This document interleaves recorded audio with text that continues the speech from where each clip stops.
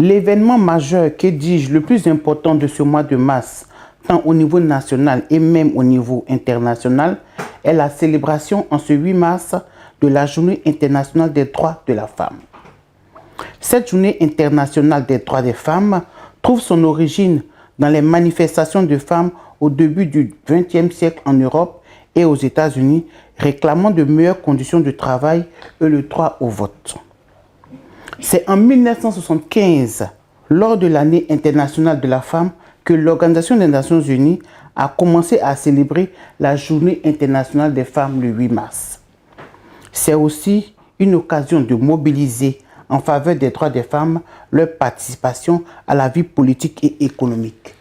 Cette année, nous sommes à la 47e édition et le thème en Côte d'Ivoire de la journée de célébration des droits de la femme est « Agir ensemble pour l'égalité, éradiquer la pauvreté, renforcer les institutions, investir dans le futur de la femme ». Mesdames et messieurs, chers téléspectateurs, bonjour et bienvenue sur PDCI TV, la chaîne qui donne des informations vraies pour le PDCI RDA.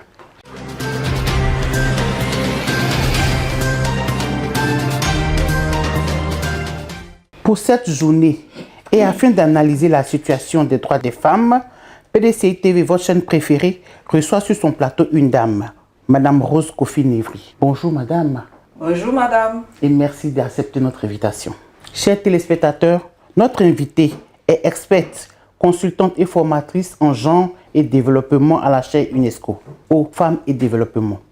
Elle est aussi enseignante-chercheur à l'université Nangui à Brogwa. Elle est professeure de microbiologie. Pour ce moment d'échange, comme vous constatez, Madame le professeur, je ne serai pas seule. Nous avons un plateau 100% femmes. Honneur à la femme, nous sommes au 8 mars et nous sommes avec des jeunes dames. C'est le 8 mars. Mademoiselle Diane Aminaman, journaliste à PDCI TV. Bonjour Diane. Bonjour madame. Et Mademoiselle Matinène Nguessan, journaliste aussi à PDCI TV. Bonjour Mati. Bonjour madame. Comme je le disais, nous sommes le 8 mars et nous allons parler des droits des femmes, sans autre forme de transition. Madame Kofi-Névry, pouvez-vous nous expliquer un peu ce que c'est que la chaire UNESCO et qu'est-ce que cette chaire UNESCO apporte aux droits des femmes? La chaire UNESCO, de façon générale, ce sont des tribunes que l'UNESCO offre aux différents pays sur une thématique spécifique. Et aujourd'hui, en Côte d'Ivoire, la Côte d'Ivoire dispose de 5 chaires UNESCO. La chaire qui s'intéresse aux questions des femmes, c'est évidemment la chaire UNESCO aux femmes et pouvoir de décision.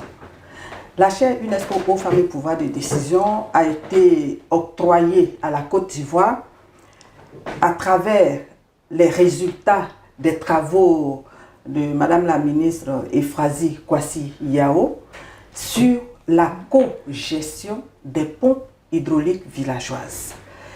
Et les résultats ont été très pertinents et l'UNESCO a jugé bon d'octroyer une chaire pour qu'en Côte d'Ivoire, nous puissions travailler sur la thématique de développement qui prend en compte le genre. Donc, qui prend en compte les hommes et les femmes. De façon spécifique, pour revenir à votre préoccupation, la chaire UNESCO aux femmes et pouvoir de décision a pour vocation la formation, l'accompagnement et la création de cadres favorables pour les questions de développement. Et donc, nous organisons beaucoup de formations en matière de genre et développement, ce qui est très important parce que quand nous évoquons le thème de l'année où nous parlons de réduction de la pauvreté, ce qui rentre parfaitement dans le cadre de ce que nous faisons à la chaire UNESCO aux femmes et pouvoir de décision. Et vous savez que au niveau de la Côte d'Ivoire, la chaire a mis en place le compendium des compétences féminines de Côte d'Ivoire. C'est la chaire UNESCO Femmes et Pouvoir de Décision qui gère le compendium des compétences féminines. Et le compendium a plusieurs cibles. Ça s'adresse qu'aux femmes, mais il y a 4 cibles. La 4e cible s'intéresse surtout aux femmes de tout niveau, donc celles qui ne sont même pas allées à l'école et tout, et qui sont dans le milieu rural. Pour ces femmes, il s'agit de les aider, de renforcer leurs capacités dans ce qu'elles savent faire, de les rendre visibles et faire en sorte que ces dernières-là puissent sortir de la pauvreté. Donc il faut les autonomiser. Qui dit autonomisation dit réduction de la pauvreté. Elles servent de modèle aujourd'hui à beaucoup de femmes. Nous avons déployé le compendium dans la région du Béquet et il y a 500 femmes qui ont été identifiées qui aujourd'hui elles servent de modèle et elles travaillent avec leurs consoeurs. Elles sont sorties de la pauvreté. Elles sont sorties de la pauvreté. Nous allons vous inviter à une prochaine émission pour nous parler du compendium et de ce que ce compendium apporte aux femmes. Ça me fera plaisir. Oui, mais professeur, vous qui êtes un spécialiste du genre et des droits des femmes, pensez-vous que c'est important de célébrer une journée dédiée aux droits des femmes? Quand on parle de droits des femmes, de journée dédiée aux droits des femmes, il faut d'entrée de jeu savoir que aujourd'hui, les femmes constituent un maillon essentiel de la force productive d'aujourd'hui. C'est le sens même de cette célébration, parce que ça n'a pas été toujours comme cela. C'est une journée qui permet de reconnaître les acquis en matière de droits des femmes. Des acquis qui ont été obtenus après d'âpres luttes pour l'amélioration des conditions de vie des femmes. Donc, il est important de s'arrêter un jour et puis de célébrer cette journée. Faire le bilan, voir l'évolution. Parce que c'est une journée de sensibilisation qui offre l'opportunité justement de célébrer, d'apprécier les acquis, les avancées en matière de droits des femmes. Et aussi de promouvoir ces femmes. Mais est-ce qu'il y a eu véritablement des avancées à ce niveau-là, depuis l'instauration justement de la journée des droits de la femme? Votre question m'amène à faire un peu un retour en arrière. Parce que pour qu'on puisse parler d'avancée, il faut que nous puissions imaginer déjà d'où est-ce que nous venons. Comment les choses se passaient dans le temps. Quand nous remontons donc dans le temps, il faut dire qu'avant, aucun droit n'était reconnu à la femme. La femme était considérée comme une personne vulnérable, à la limite comme un enfant. Une personne qui n'est pas capable de réfléchir d'elle-même. Une personne qu'on devait assister. On ne pensait pas du tout que la femme était capable de participer au développement de son pays. En dehors de son rôle reproductif, on pensait qu'elle n'était pas capable de faire autre chose. Jusqu'à ce qu'à un moment donné, ça c'était jusque dans les années 70, à un moment donné, il y a une dame du nom de Esther Boserup. Je retiens ce nom-là parce qu'elle a beaucoup fait pour nous les femmes. C'est une Danoise d'ailleurs. Et elle faisait beaucoup de recherches. Et en même temps, elle intervenait à l'ONU. Et ce qui montre déjà l'importance de la participation des femmes dans les instances décisionnelles. Elle intervenait à l'ONU. Elle a beaucoup travaillé, comme c'était une chercheure. Elle a fait ses recherches et ses résultats qu'elle a trouvés vraiment pertinents. Elle a compris que le rôle de la femme ne se limitait pas au rôle reproductif.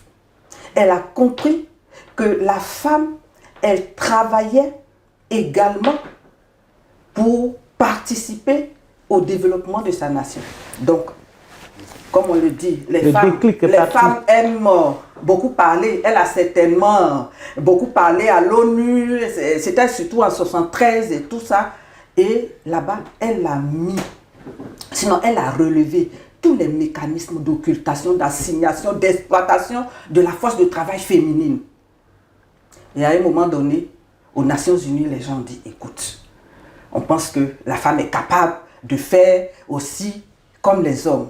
D'où l'année internationale de la femme qui est intervenue en 1975. Et c'est en 1977, le 8 mars a été officialisé et institutionnalisé. Pour ne pas que chaque pays fasse sa fête, mais que tout le monde s'arrête ce jour-là. Et on a institué donc le 8 mars. En parlant de journée internationale de la femme, on peut se poser la question, de quelle femme s'agit-il? Est-ce qu'il s'agit de la jeune fille? Est-ce qu'il s'agit de la femme rurale? Est-ce qu'il s'agit de la femme qui exerce une activité? Ça, ce sont des questions qui méritent une réponse. Quand on parle de la journée internationale de la femme du 8 mars, il s'agit de toutes les femmes qui exercent une activité. C'est-à-dire, il s'agit de fêter le rôle productif de la femme. Et pour éviter que certaines spécificités de la fille ou de la femme rurale ne soient pas prises en compte ce jour-là, alors il y a une journée dédiée à la fille. Donc la jeune fille a sa journée internationale. C'est le 11 octobre de chaque année, depuis 2012. La femme rurale, elle, c'est un peu mitigé, mais si elle est femme rurale, qu'elle est dans le vivrier, à partir du vivrier, elle réussit à avoir des revenus, elle rentre dans le 8 mars. Mais si elle reste dans l'autosubsistance, alors ces femmes-là ont leur journée le 15 octobre de chaque année. Journée internationale de la femme rurale. Donc, comme vous le voyez, la journée de la femme, c'est vraiment, c'est pas juste une journée de plaisir, c'est une journée de lutte aussi, de droits des femmes. C'est pour ça qu'elle est différente de la fête des mères. On ne donne pas de fleurs.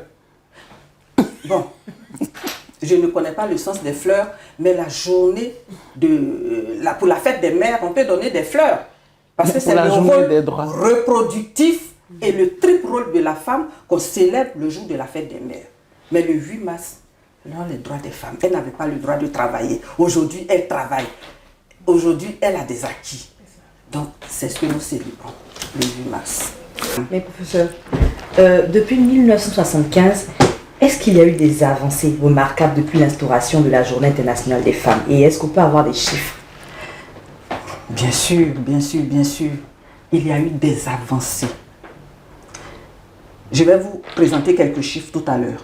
Mais déjà, le simple fait de dire une femme qui n'avait pas le droit d'aller à l'école, qui aujourd'hui a le droit d'aller à l'école, comme le petit garçon, c'est un acquis, c'est une avancée. Ouais. En Côte d'Ivoire, nous avons la loi sur l'école obligatoire. C'est une avancée.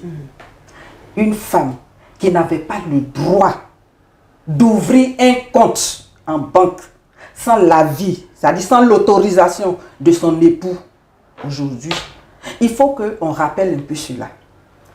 La femme, elle n'avait pas le droit de travailler. Pour exercer un travail productif, il fallait l'avis de l'époux.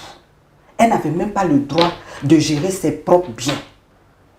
Puisqu'on pensait qu'elle n'en était pas capable. Oui, elle était incapable. Elle était incapable. Donc, il y a beaucoup de droits. Est-ce qu'avant, on pouvait même imaginer une femme médecin? C'est ça, médecin, professeur. Comme moi aujourd'hui. Oui. Oui, si je n'étais pas partie à l'école, je ne serais pas professeur titulaire aujourd'hui. Bien sûr. Voilà. Donc, il y a beaucoup d'avancées. Pour vous donner quelques chiffres, nous allons commencer peut-être sur le plan international. Oui. Nous allons commencer sur le plan international et puis dire que sur ce plan-là, il y a par exemple, en Islande, il y a une femme qui a été élue présidente et elle a dirigé ce pays pendant 16 ans. Quand même, 16 ans. Oui, en Espagne, en 2018, le gouvernement était constitué de 2 tiers de femmes. Oui. Et pourtant, le pays se portait bien. Nous pouvons donner des exemples. Bon, au Canada, par exemple, il y a une dame qui est gouverneure générale depuis 2021. Nous avons le cas de la chancelière allemande, Angela Merkel. Oui. Oui. L'Argentine a connu 2 femmes qui ont été présidentes de la République. 2. Et au Brésil également, il y a une femme qui a été présidente de 2011 à 2016. Oui. Il y en a beaucoup. Il y a beaucoup de pays où les femmes ont été présidentes ou premières ministres. Il y en a beaucoup. Et on va revenir peut-être en Afrique. Oui. Il n'y a pas réellement de fossé entre l'Occident et l'Afrique. En Afrique aussi, nous avons des avancées au niveau des chefs d'État et des chefs de gouvernement. Nous avons des femmes. Alors, au Libéria, tout le monde connaît, tout le monde a connu la première femme qui a été présidente, Ellen Johnson Sirleaf. Voilà. Et au Rwanda, vous savez, aujourd'hui, tous les pays courent vers le Rwanda. Pourtant, le Rwanda travaille majoritairement avec les femmes. À plus de 60, au niveau de l'Assemblée nationale, il y a plus de 60% de femmes. Au niveau de la Cour suprême, c'est la parité, 50% d'hommes, 50% de femmes. Et dans bien d'autres domaines, même si le chef de l'État est un homme, il travaille beaucoup avec les femmes. Et nous pouvons donner également d'autres chiffres. Il faut dire qu'il y a au moins une dizaine de pays africains où des femmes sont soit chefs d'État ou chefs de gouvernement. Il y a l'Éthiopie qui est dirigée par une femme depuis 2009. Bon, au Gabon, nous avons eu une femme qui était première ministre depuis 2020 et jusqu'aux événements d'août 2023. La Namibie, il y a une femme également qui est à la tête du gouvernement. Il faut le souligner. Il y a la Tunisie également, qui a une première ministre depuis 2021, et au Togo. Au Togo, depuis 2020, c'est une femme qui est première ministre, donc elle est chef du gouvernement, et c'est une femme qui est ministre de la Défense. Je pense que ce sont là quelques chiffres qui nous permettent de dire qu'il y a des avancées. Oui, sœur, alors nous allons revenir au niveau national. Au niveau de la Côte d'Ivoire, vous êtes consultante, on le sait. Vous savez, en Côte d'Ivoire, on sait par exemple que le gouvernement ivoirien comprend 6 femmes sur 33 ministres et il y a 2 femmes dans les institutions de la République. Vous qui êtes experte, consultante, comment pensez-vous que les femmes doivent se comporter face aux décideurs politiques afin qu'ils puissent les associer dans les prises de décision? Parce que c'est vrai, on sait qu'il y a une certaine avancée. La Côte d'Ivoire s'est engagée très tôt à lutter contre les formes de discrimination. Mais comment les femmes doivent se comporter elles-mêmes pour qu'on puisse mieux les associer? Pour répondre à votre question, disons que c'est une situation, c'est un constat en réalité, c'est un constat. Et qu'est-ce qu'il faut faire? Les responsabilités se situent à tous les niveaux, aussi bien au niveau des décideurs que des femmes elles-mêmes, comme vous êtes en train de le dire. Au niveau des décideurs, il faut que véritablement la volonté qui est affichée devienne une réalité. Il faut aussi que tous les tests qui ont été pris en faveur du genre soient non seulement appliqués, mais que ce soit respecté, que ce soit adapté et renforcé. Au niveau des femmes elles-mêmes, elles doivent connaître leurs droits. D'où la célébration de leurs droits. Si elles comprennent comme ça, c'est vraiment bien. Oui, il faut qu'elles connaissent leurs droits, qu'elles puissent défendre leurs droits, qu'elles puissent chercher à être beaucoup plus présentes dans les instances décisionnelles. Mais pour ce faire, il faut qu'elles se forment. Oui. Il faut qu'elles se forment beaucoup pour acquérir les compétences requises. Parce que si elles n'ont pas les compétences qu'il faut, c'est aussi difficile. C'est difficile pour qu'on puisse les nommer, les intégrer, oui. les nommer à des postes décisionnels. Quand on parle de formation, j'ai évoqué tout à l'heure, on parle de réduction de la pauvreté, on parle d'autonomisation. Mais si les femmes ne sont pas formées, si les hommes ne sont pas formés, ils ne sauront même pas de quoi on parle quand on parle d'autonomisation économique de la femme. C'est une valeur que le genre développe.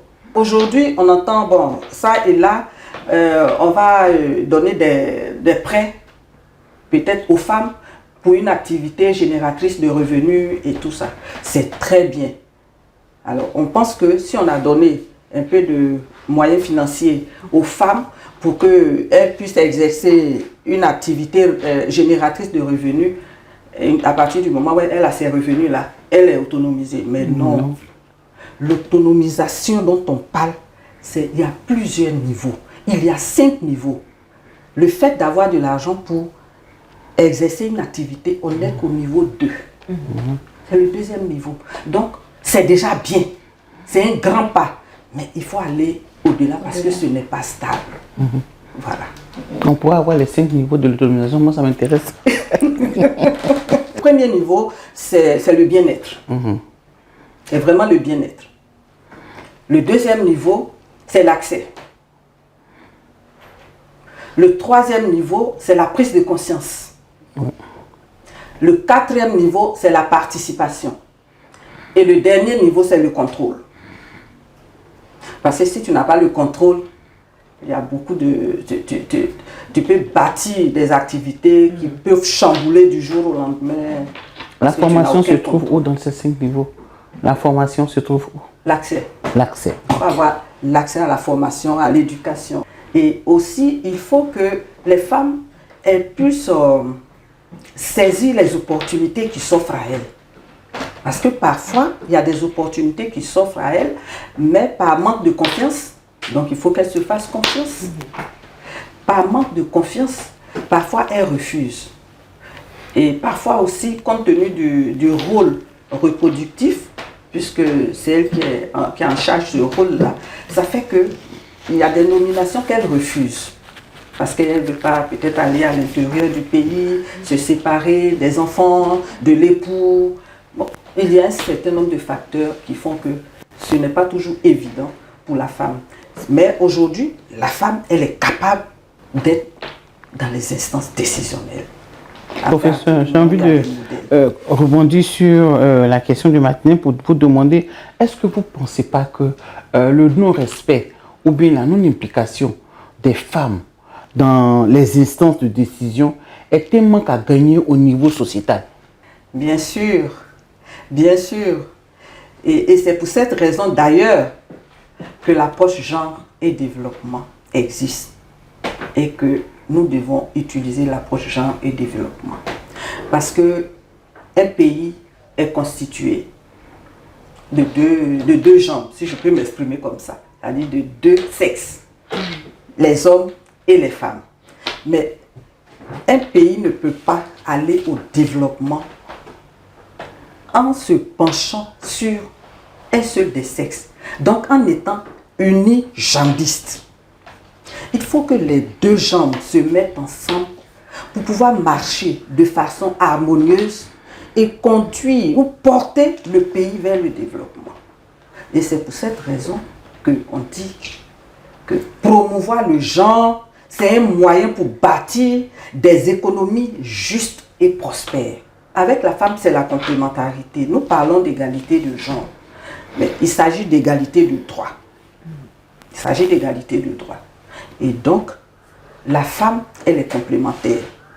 Quand les 2 sont dans des instances de décision, à partir du moment où la femme, elle est reconnue comme étant plus dans les détails, et l'homme étant à un niveau plus macro, la complémentarité fait que les décisions sont prises et on prend en compte les besoins aussi bien des hommes que des femmes et tout le monde est satisfait. Genre et développement. Le genre rime avec le développement. On ne peut pas vraiment développer son genre, aller au développement sans prendre en compte le genre. Parce que le genre a tous les éléments, tous les outils qu'il faut pour contribuer au développement. Professeur, oui, je vous prends au mot pour vous parler. Quand on parle de genre, je me dis, on parle des hommes et des femmes. Qu'est-ce que vous pensez que les hommes peuvent apporter dans ce respect des droits des femmes là? Parce que j'ai l'impression, en vous entendant dire que les hommes ont un rôle très important à jouer pour le respect des droits des femmes. Qu'est-ce que vous pensez que ces hommes-là peuvent nous apporter? Au niveau du respect des droits des femmes, et en genre, il y a ce que nous appelons le pouvoir. Il y a 4 formes de pouvoir. Mais ce sont les hommes qui ont le pouvoir sur, c'est-à-dire le pouvoir de décision. Les femmes vont beau se battre si elles ne sont pas accompagnées par les hommes. Si les hommes n'ont pas compris l'essence même du genre, les femmes seules, elles ne peuvent pas aboutir à quoi que ce soit. Parce que pour nommer une femme, ce sont les hommes qui vont prendre la décision.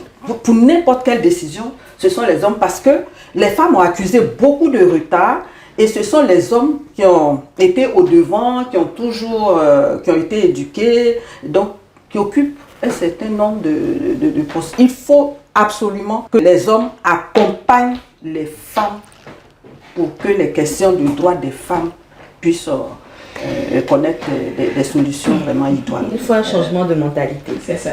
Professeur, vous êtes professeur titulaire de microbiologie. Alors on sait que bien que les questions de parité soient davantage prises en compte, les femmes sont sous-représentées dans le corps enseignant selon le rapport international de l'UNESCO de 2015. Selon vous, c'est dû à quoi? Très belle question. Effectivement, au niveau des institutions universitaires, dans leur ensemble, les femmes, elles sont sous-représentées. Et effectivement, l'UNESCO, dans un de ses rapports, a trouvé que on ne trouve même pas 30% de femmes dans le domaine de la recherche et tout ça. Mais tout ça, ça vient de ce que nous venons de dire. Les femmes, elles n'avaient pas le droit d'aller à l'école. Donc si elles n'avaient pas le droit à l'éducation, elles ne peuvent pas être nombreuses. Mais depuis que, petit à petit, elles ont commencé à aller à l'école, elles ont commencé à atteindre un certain niveau. Mais il y a beaucoup d'obstacles. Pour atteindre ce niveau, il y a beaucoup d'obstacles. Il y a les questions de stéréotypes de genre qui existent et qui empêchent souvent les femmes de pouvoir arriver à un certain niveau. Parce que depuis l'école primaire, le collège et le lycée, il y a des femmes qui veulent poursuivre les études, mais les enseignants même ne les encouragent pas. Parce qu'ils ont des langages sexistes. Oui, bon, toi, bon, une jolie fille comme toi, tu vas faire quoi dans telle branche, les filières qu'on appelle les STEAM, sciences, technologies, ingénierie, mathématiques. Par exemple, tu vas faire quoi? Donc ça décourage, sans compter les violences basées sur le genre. Les violences basées sur le genre qui font qu'il y a beaucoup de femmes qui abandonnent même les études. Parce qu'avec les harcèlements sexuels qui sévissent dans nos institutions universitaires, il y a beaucoup de choses à faire. Et c'est maintenant que je pense que les choses vont vraiment prendre leur envol parce que au niveau des universités de Côte d'Ivoire, puisque les questions de genre sont des exigences au plan international, ce n'est pas un choix. On est obligé de prendre en compte le genre. Alors, les universités, pour l'instant, l'université Félix Houphouët-Boigny et l'université Nangué Abroubois, en 2023, ont élaboré des politiques genre. Parce qu'il faut dire que de façon générale, il y a des institutions qui veulent bien prendre en compte le genre. Mais pour prendre en compte le genre, il faut savoir comment intégrer le genre. Il faut savoir. Mais s'il n'y a pas de document de politique, de stratégie, ce sont des documents d'orientation pour orienter, pour qu'ils sachent comment il faut procéder, quels sont les domaines ou les étapes qu'il faut aborder avant, ainsi de suite. Mais effectivement, les universités ont pris la pleine mesure de ces inégalités-là. Et ça va commencer à se résoudre petit à petit. Docteur, avant de conclure, votre mot de fin à l'endroit des femmes, ce jour du 8 mars, où l'on célèbre le droit. À toutes les femmes de Côte d'Ivoire, j'aimerais qu'elles s'arrêtent un moment, qu'elles se mobilisent pour célébrer cette journée-là. Et qu'en même temps, elles fassent leur propre bilan. Il faut qu'elles fassent leur propre bilan de leur prise de conscience, même de leur capacité à briser le plafond de verre pour accéder aux instances de décision. Ouais. Nous avons la chance, on parle de plafond de verre, ça veut dire qu'on sait ce qui se passe de l'autre côté. Ouais. Qu'est-ce qu'il faut faire pour accéder? Et je leur dirai, comme Gandhi, soyez le changement que vous voulez voir dans le monde. Et comme le colibri, faites votre part. Dieu fera le reste. Ouais. Merci, professeur. Merci pour votre disponibilité. Merci pour ce moment d'échange. Merci, Martinienne. Merci. Merci, Diane. Pour terminer, j'ai envie de dire, moi aussi à mon tour, femmes, retenons que le 8 mars est une journée d'action et de sensibilisation. Au cours de cette journée, bilan doit être fait de notre situation en tant que femmes. Chers téléspectateurs, merci de nous avoir suivis et à très bientôt. Dieu nous garde. Bonsoir.